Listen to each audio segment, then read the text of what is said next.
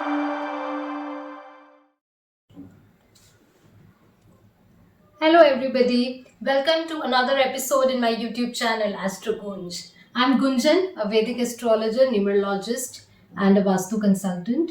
And today, continuing with my Nakshatra series, we will be talking about a few more nakshatras. So, if you have watched my previous episodes on the nakshatra series, which I have started, I have already covered 1 to 18 nakshatras, starting from the first nakshatra, which was Ashwini, till the last, which I covered, was Jyeshtha.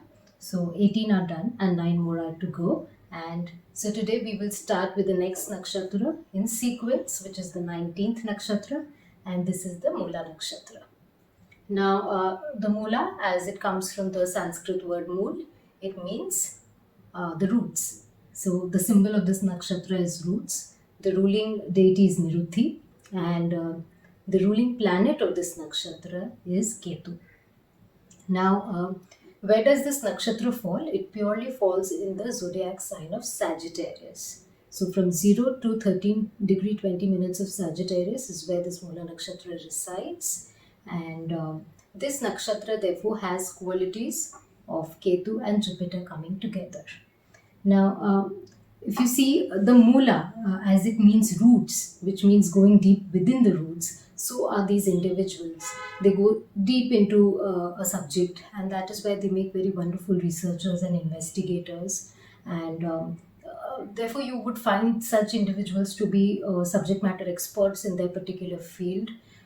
These individuals are very peace loving, intelligent people, and very religious, philosophical. So, most of the time, you would be hearing a lot of philosophy from them as well. And also because of their nature to go deep within something, to try and get more information, and investigate a certain thing, they might get into problems with friends and relatives, because often people do not like this nature of getting too much into their subject, into their personal lives or whatever. If you over question people, that is something people don't like. So that could be a quality which would hinder them in their social lives. Otherwise, if you see, they are very because of the Ketu and the Jupiterian energy coming together, they are very righteous in many ways, and they do take a path in which they are actually very successful, especially in matters, in subjects where one has to go deep into and learn, because that is what this nakshatra is about. The next nakshatra we have is the Purvashadha nakshatra. This nakshatra resides again completely in the Sagittarius zodiac sign, starting from 13 degree 20 minutes of Sagittarius to 26 degree 40 minutes of Sagittarius. Now, the ruler of this nakshatra is Venus, and here the symbol for this nakshatra is elephant tusk and a winnowing basket. So, winnowing basket is something which is used for separating the dust from your grains. So, it is about a purification, and so is this nakshatra. In fact, the ruling deity of this nakshatra is Apas, which is the water deity, and again, it signifies cleanliness, purification, and so are these individuals. These nakshatra individuals generally, they believe in purification. Not only in terms of they are the ones who would prefer cleanliness around them, not only in physical form but also in social reforms. So they are the ones who would be even social activists who would have brought about good changes for the better in the society. It could include your physically cleanliness changes also, which could be in terms of cleaning your surroundings, and a lot of campaigns. Such campaigns we do come across for cleaning the garbage across. So those kind of campaigns also would be very close to them. So they're very intelligent people who are known to be social climbers. So they get into a task, and they do realize the importance, and so they achieve the task. They're very resilient in nature with that perspective. Now, here this is interesting because the quality of Venus is also coming because of the nakshatra lord, and the zodiac is Jupiter. So both the gurus are blessing this nakshatra. So, Purvashada individuals are literally like Purvashada. which means literally means the undefeated, and so are they who want to climb the society ladder such that they are at the top. After Purvashadha, we have the next nakshatra, which is Uttarashadha. Again, this nakshatra does not completely fall in one zodiac. The first pada falls in Sagittarius, so it extends from 26 degree 40 minutes of Sagittarius, and the rest three padas extend to Capricorn. So up to 10 degrees of Capricorn, you have this nakshatra. The nakshatra lord over here is Sun, and Uttarashadha, the symbol is the elephant tusk, and this signifies victory, resilience, and success. If you see, these individuals are actually very stable, loyal, committed. They seek for commitment in at the workplace and also in their personal lives. Being overstable also can become an issue with these people because at times they are very stubborn with their mindset. So that stubbornness can become a problem. And Otherwise, you see them, they whatever trajectory they take, because of their stability and because of their mindset to complete a task, they actually emerge victorious for the very same reason. Now, if you see, the Capricorn quality actually sets in here, where the ruler is Saturn for the zodiac sign of Capricorn. And because of the stable Capricorn energy, the quality of this nakshatra gets further amplified. And you do see these individuals emerging very much victorious, just like the symbol of this particular nakshatra, which is the elephant tusk. Now we move on to our 22nd nakshatra, which is the Shravan nakshatra. Now this nakshatra also completely resides in the sign of Capricorn, extending from 10 degrees to 20 degrees of uh, Capricorn zodiac sign. The nakshatra lord over here is Moon, and the deity associated is Lord Vishnu.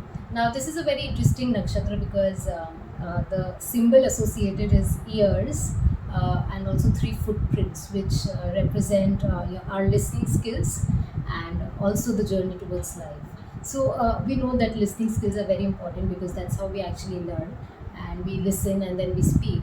So, Shravan Nakshatra individuals are very good listeners, which is very much missing in today's times, a skill set, and a very important one. And therefore, they're very good in their audio and even in their speech skills. And you see these individuals, they make very successful healers, counselors, teachers for this reason.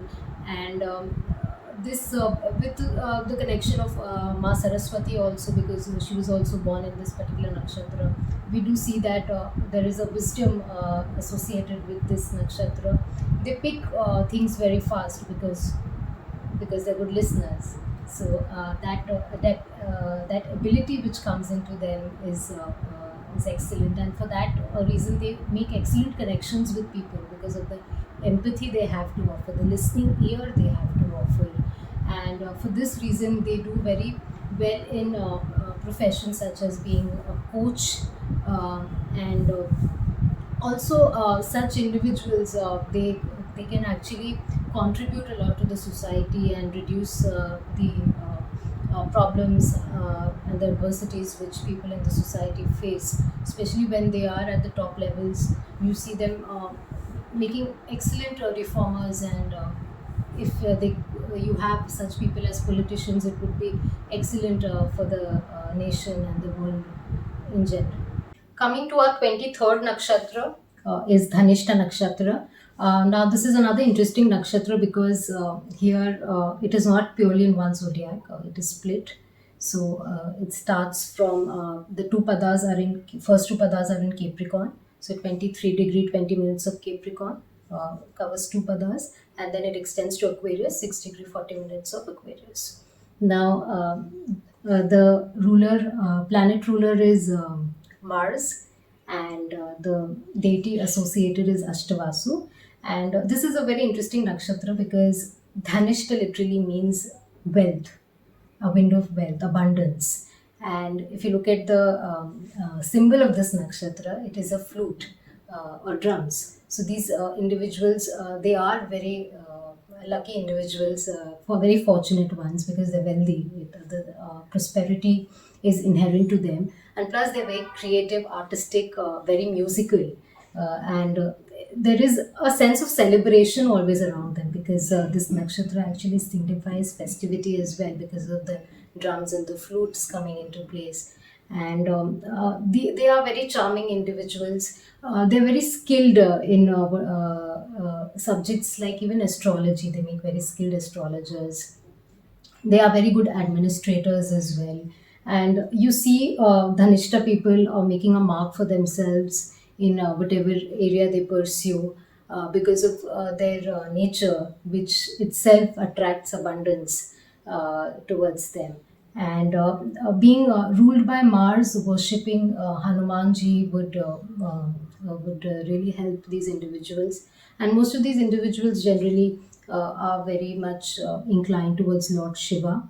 And Here there is a true blend of the energy, because the ruling planet is Mars. And if you see, both the signs of Capricorn and Aquarius are ruled by Saturn. So the dynamism of Mars is now getting controlled by Saturn. And therefore, such individuals, when this energy gets stabilized and gets direction, the achievements are definitely bound to come, and that is what this nakshatra signifies.